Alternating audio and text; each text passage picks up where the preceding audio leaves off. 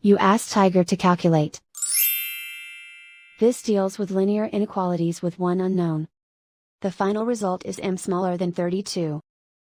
Let's solve it step by step. Swap sides.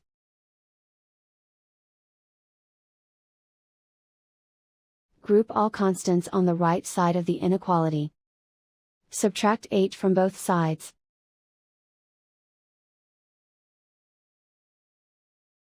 Group like terms.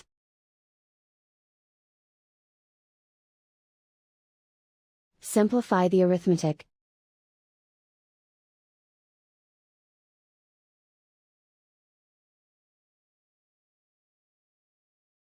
Plot the solution on a coordinate grid.